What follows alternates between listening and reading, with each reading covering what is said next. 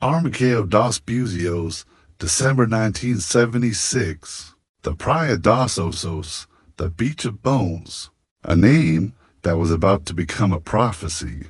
Ângela Diniz was the most famous woman in Brazil. They called her the Panther of Minas. She was a force of nature, wealthy, stunningly beautiful, and fiercely independent in the time when women were expected to be ornaments. But that night, at the peak of a humid summer, the party stopped, for bullets from a Beretta .3 to silence the Panther forever. 3 in the face, 1 in the back of the neck. The killer didn't hide in the bushes. He walked out of the front door, leaving behind a trail of blood on the white sand and a question that would haunt the country for decades. Can a man's honor be worth more than a woman's life? In 1976, the answer was a chilling maybe.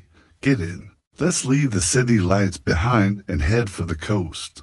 Búzios is beautiful this time of year, isn't it? The wind tastes like salt and high society secrets. But don't let the postcard fool you. Behind the luxury villas and the expensive champagne, there's a darkness that the sun can't reach. We're going to talk about Ângela and Doca, a story of a man who loved a woman so much he decided she belonged in a coffin. The meter is running. Let's drive back to the summer that never ended. The 1970s in Brazil was a decade of paradoxes. Military rule in the capital, but a sexual revolution on the beaches. Ângela Diniz was the icon of that freedom. She was a socialite who broke every rule. She divorced when it was a scandal. She lived life on her own terms. Then came Raul Doca Street, a wealthy playboy from Sao Paulo, a man used to getting whatever he wanted. He abandoned his wife, his children, and his reputation for Ângela. It was a fever dream romance, but a fever is still a sickness. They moved to a house in Búzios to live their perfect love, but Doca's love was a cage. He wanted a housewife. She was a panther, and you can't domesticate a panther without breaking its spirit. As the summer of '76 heated up, the walls of the Vila de Luta house began to close in. The air was thick with jealousy, gin, and the smell of a tragedy that everyone saw coming, but no one tried to stop. Doca Street didn't just want her heart. He wanted her silence. And when she finally said enough, he decided that if he couldn't have her, the earth would. But the real horror wasn't just the murder. The real horror was the theater that began the moment he pulled the trigger. Because in the eyes of the law in 1976, Ângela Diniz was about to be put on trial for her own death. The night of December 30th was supposed to be just another pre-New Year celebration. But inside the house at Praia dos Ossos, the atmosphere was a powder keg. Doca Street was spiraling. His jealousy had become a physical weight. He didn't just want to be with Ângela, he wanted to be her owner. But Ângela Diniz was nobody's property. I'm leaving, she said. It was the ultimate insult to a man whose entire identity was built on dominance. Doca left the room. He didn't walk away to cool off. He went to his car, grabbed his Beretta, and walked back in. There were no long speeches, just the cold efficiency of a man who had decided that a dead woman was better than a free one. He fired once, then 3 more times to be sure. He left the house, threw the gun into the sea, and vanished into the night, leaving the panther cold on the floor. The investigation that followed wasn't about forensic evidence. The facts were clear. Doca confessed. The real investigation was a dissection of Ângela's soul. The defense team, led by a lawyer who was a master of the dark arts of rhetoric, didn't try to prove Doca's innocence. Instead, they put Ângela's lifestyle under a microscope. They investigated her divorces, her parties, her friendships, her moral character. They gathered witnesses to testify that she was provocative, unstable, and dangerous to a man's sanity. In the 1970s, the Brazilian police and the courts weren't looking for a killer. They were looking for an excuse, and they found it in a dusty, medieval legal concept, the theory was as simple as it was monstrous. Doca was the victim. He had been humiliated by her desire for independence. His honor as a man had been wounded, and the only way to heal it was with lead. The investigation became a character assassination.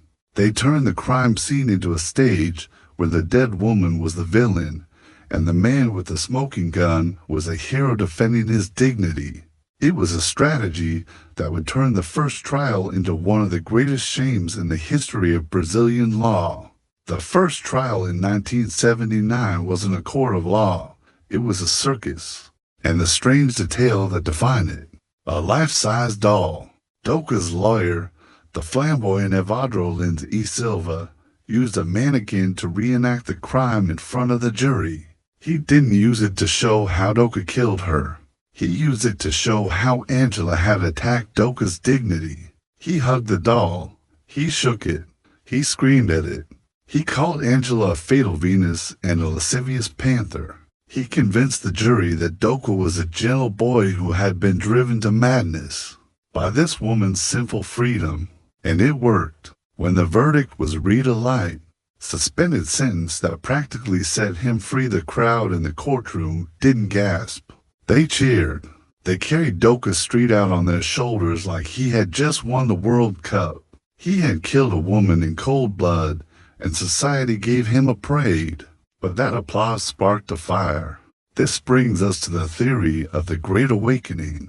Before the Ângela Diniz case, crimes of passion were a private matter, hidden behind the curtains of family honor. But the injustice was so loud, so arrogant, that it woke up a sleeping giant. Women across Brazil took to the streets. They didn't just want Doca in jail. They wanted to kill the idea that love and violence could live in the same house. A slogan was born that would change the country forever: he who loves does not kill. There's also a psychological theory about Doca himself. He wasn't a misunderstood lover. He was a textbook narcissist. He didn't abandon his family for love. He did it for conquest. And when he couldn't conquer Ângela's spirit, his fragile ego collapsed. The defense's legitimate defense of honor wasn't a legal strategy, it was a societal mirror. It showed that Brazil, in the late 70s, still viewed women as extensions of a man's pride. If the extension broke, the man had the right to discard it. The trial of Ângela Diniz wasn't just about for bullets in Búzios. It was a trial about whether Brazil was ready to leave the 19th century behind. The first verdict was a victory for Doca, but it was a death sentence for the old Brazil. The public outrage was so massive that the justice system was forced to look in the mirror. A second trial was ordered in 1981. This time, the doll didn't work. The poetry of honor sounded like a hollow excuse for murder. Doca Street was sentenced to 15 years in prison. He didn't leave on the shoulders of a crowd this time. He left in the back of a police van, under the weight of a changing world. The legitimate defense of honor was officially dying. It would take decades more to be completely struck down by the Supreme Court, but the first blow was dealt by Ângela's ghost. Doca Street lived a long life. He served his time, wrote a book, and tried to explain the inexplicable for 40 years. He died in 2020, an old man who was forever defined by those few seconds in 1976. But Ângela remains the Panther. She never got to grow old. She never got to see the laws she helped change. She is frozen in time, a beautiful, tragic icon of a summer that lasted the long. Her name became a symbol, but we must never forget that behind the symbol, there was a woman who just wanted to be free. We're here, the beach of bones. The sand looks white under the moon, but it has a memory. They say that on some nights, if you listen closely to the waves, you can still hear the echo of forced shots and the sound of a country finally waking up. Be careful out there. Love is the most powerful thing in the world, but in the wrong hands, it's just another name for a weapon. The meter is at 0, but the cost of this story? That's something we're still paying today.